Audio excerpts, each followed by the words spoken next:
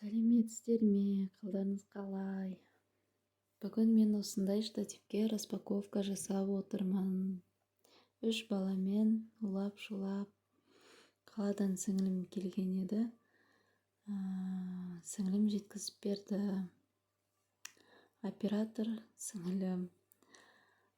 Қатты ұнады маған штатив. Күшті екен.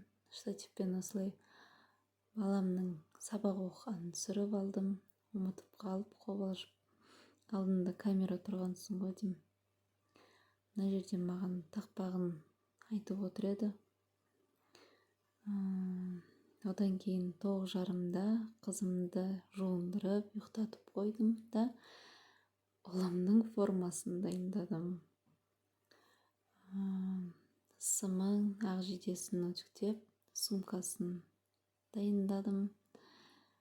Бүгіндікі видео осы. Кешке түнде түсірілген видео негізінде бұл. Негізінде мен бүгін видео түсірем деп ойлаған жоқпын. Алда әлі қызықты видеолар түсіріледі. Сау болыңыздар.